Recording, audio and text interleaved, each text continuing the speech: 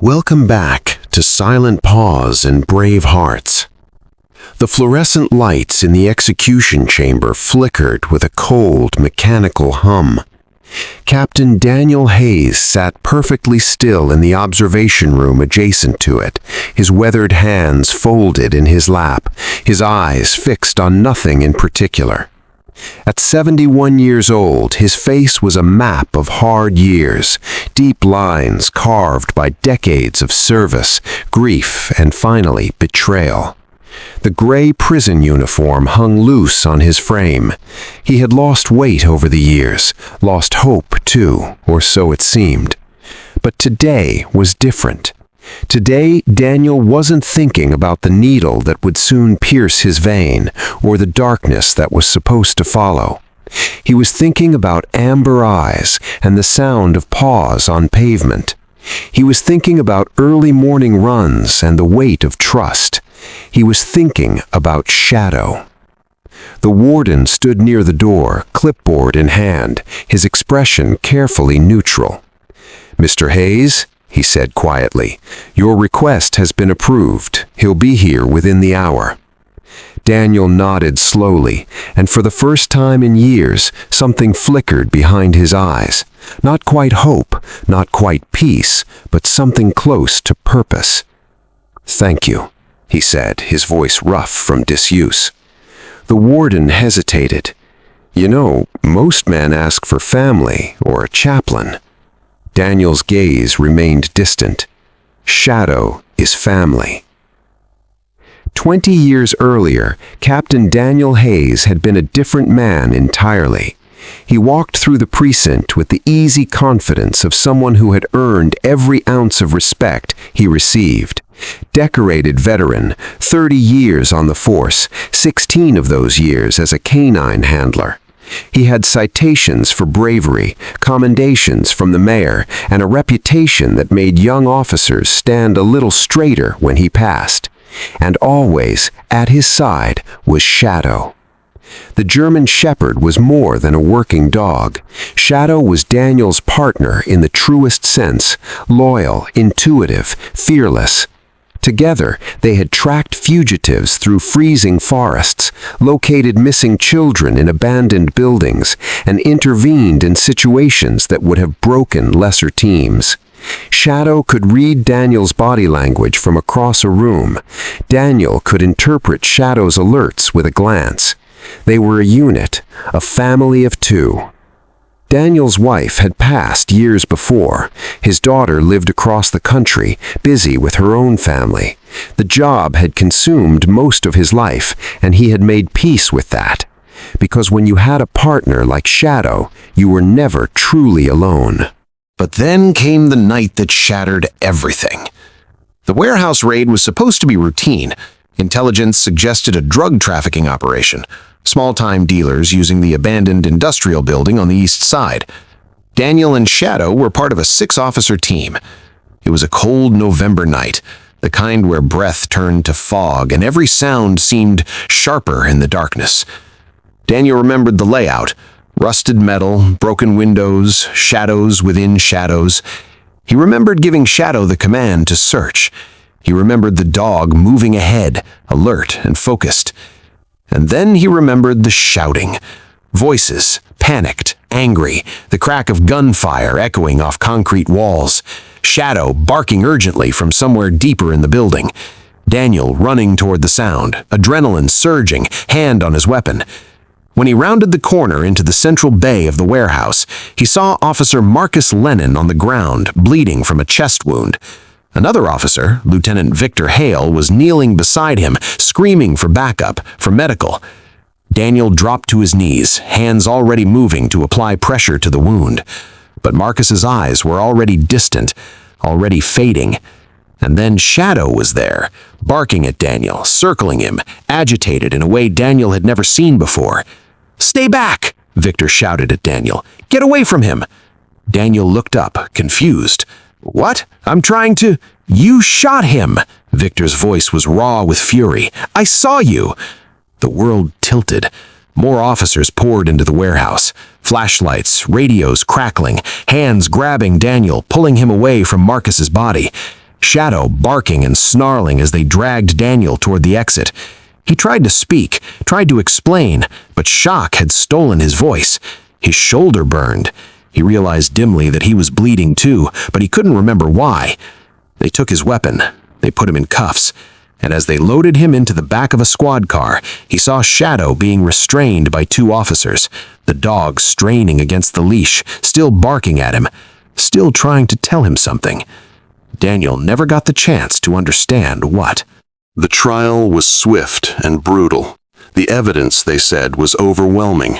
Daniel's weapon had been fired. Ballistics matched the bullet that killed Marcus. Gunpowder residue was found on Daniel's hands. Lieutenant Victor Hale testified that he witnessed Daniel shoot Marcus during a heated argument about corruption in the department, something Daniel had supposedly discovered and Marcus had tried to silence. It was a lie, all of it, but Daniel couldn't prove it. He had no memory of firing his weapon, no memory of an argument. The shoulder wound, a deep puncture just below his collarbone, was attributed to a ricochet or a struggle. No one investigated it further. His own department turned against him. Officers he had worked with for decades looked at him with disgust or pity. His attorney tried, but the prosecution's case was airtight. The jury deliberated for less than 4 hours. Guilty of first-degree murder. Sentence: death. Daniel sat in the courtroom and felt his life end long before the execution would. Shadow was retired immediately and sent to a canine rehabilitation facility. Daniel requested to see him. The request was denied. A convicted cop killer didn't deserve the comfort of his dog. Years passed in the gray monotony of death row. Daniel stopped fighting, stopped hoping. He read books to pass the time. He wrote letters to his daughter that she rarely answered. And every night, in the silence of his cell, he thought about Shadow and wondered if the dog remembered him, wondered if Shadow hated him now the way everyone else did. When Daniel's execution date was finally set, he was almost relieved.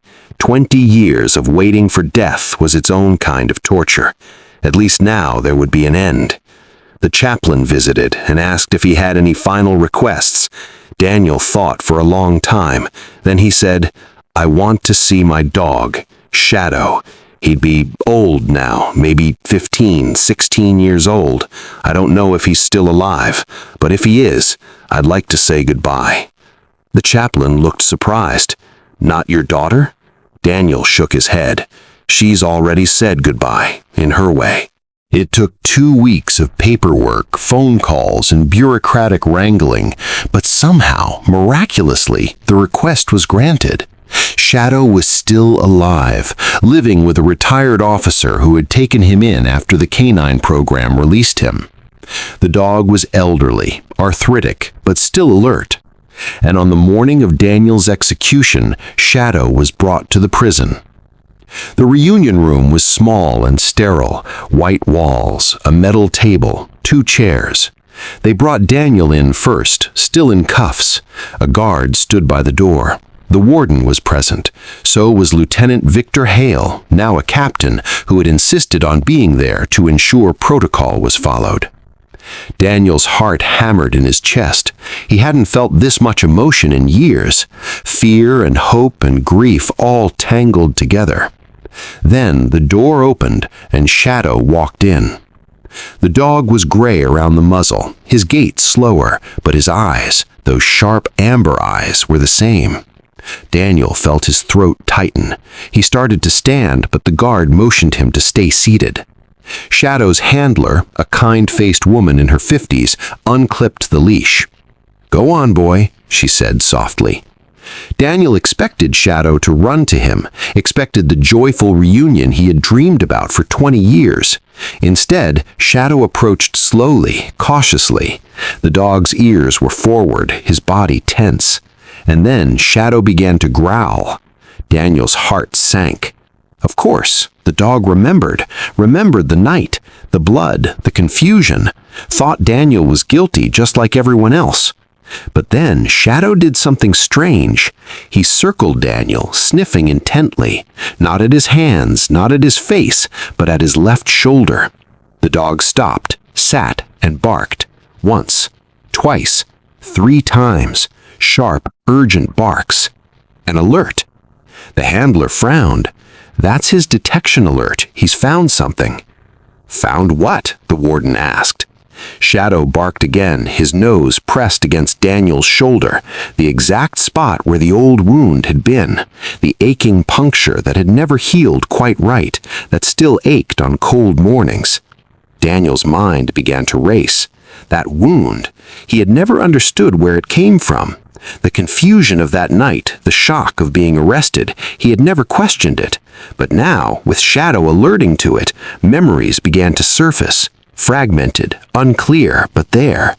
A figure behind him in the warehouse, a sharp pain in his shoulder, his weapon being pulled from his holster, the sound of a shot. "Wait," Daniel said, his voice hoarse. "Wait, someone stabbed me that night, before the shooting. I remember now. There was someone else there." Victor Hale stepped forward, his expression tight. "Hayes, you're grasping at straws. The dog's confused. He's old." But Shadow wasn't confused. The dog turned away from Daniel and began moving around the room, sniffing. His body language had changed. He was working now, the way he used to on searches, focused, determined. And then Shadow stopped in front of Victor Hale. The dog sat, stared up at him, and barked. The same alert. Victor laughed, but it sounded forced. "The dog's senile. This is ridiculous." But the handler was watching Shadow carefully. "He's never wrong," she said quietly. "In all the years I've worked with detection dogs, when they alert like this, they've found what they're looking for." "And what exactly is he looking for?" the warden asked. Daniel stood slowly, the pieces falling into place. A scent. From that night, Shadow was trained in scent detection. He's remembering the scent from the warehouse, the person who stabbed me. Shadow barked again at Victor, more insistently. Victor's face had gone pale. "This is insane. You're really going to stop an execution based on a dog?" But the warden was already reaching for his radio. "Hold the execution. Get me the state attorney general's office, now." What followed was chaos. Victor denied everything, but his composure was cracking. The warden ordered the room sealed. Within an hour, investigators arrived. They examined Daniel's shoulder wound, still visible as a scar. They interviewed the handler about Shadow's behavior. They pulled the original case files. And they found things that had been overlooked 20 years earlier. A second weapon found near the scene that was never fully investigated. Trace evidence of a struggle that didn't match the prosecution's timeline. Witness statements that had been dismissed or ignored. Under pressure, under scrutiny, Victor's story began to fall apart. It took 3 days. 3 days of Daniel sitting in a cell, not on death row, but in a holding area, while the investigation unfolded. 3 days of depositions and forensic analysis and interrogations. And finally, Victor Hale broke. The truth, when it came out, was uglier than anyone had imagined. Victor had been running a protection racket with some of the same dealers the team had been investigating. Marcus Lennon had discovered it and confronted Victor that night in the warehouse. They argued. Victor stabbed Daniel from behind, a distraction, a way to incapacitate him, then took Daniel's weapon and shot Marcus before Daniel could intervene or witness what happened. In the confusion, with Daniel bleeding and disoriented, Victor had fabricated the story, planted the evidence, convinced the other officers who arrived that Daniel was the shooter. And for 20 years, he had gotten away with it, until Shadow remembered. On a gray morning in late March, Daniel Hayes walked out of the prison a free man. The state had issued a formal apology. His conviction was overturned. Compensation was discussed, though no amount of money could return the years stolen from him. But Daniel wasn't thinking about money. He was thinking about the German shepherd walking slowly beside him, leash held loosely in his hand. Shadow was old now, truly old. His hips troubled him. His hearing wasn't what it used to be. But when he looked up at Daniel, there was recognition, trust, love. Daniel knelt on the wet pavement outside the prison gates, his knees protesting, and wrapped his arms around Shadow's neck. The dog leaned into him the way he used to after a long shift, and Daniel felt something he hadn't felt in 20 years. Peace. "You never forgot," Daniel whispered into Shadow's fur. The Shadow's tail wagged just a little. Reporters waited beyond the gates, cameras ready, questions prepared. Daniel's daughter was there too, older now, her face streaked with tears, waiting to embrace the father she thought she'd lost. But for this moment, it was just Daniel and Shadow, a handler and his partner, reunited at last. Daniel stood, his joints aching, and looked down at the dog who had saved his life twice. Once on the job years ago, during a hostage situation Daniel barely remembers anymore, and now in the execution chamber when it mattered most. "Come on, boy," Daniel said softly. "Let's go home." Together they walked through the gates, into the light, into whatever time they had left. The bond between them had survived betrayal, injustice, and 20 decades of separation, because some loyalties run deeper than memory, some truths can never be buried, and some love, the kind between a man and his dog, can outlast even death itself.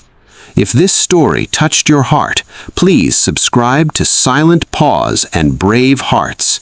Every week, we bring you true tales of loyalty, courage, and the unbreakable bonds between veterans and their canine partners. Hit that subscribe button and the notification bell so you never miss a story that reminds us what it means to be truly faithful. These are the stories that need to be told, stories of silent paws and brave hearts. Thank you for watching, and we'll see you in the next one.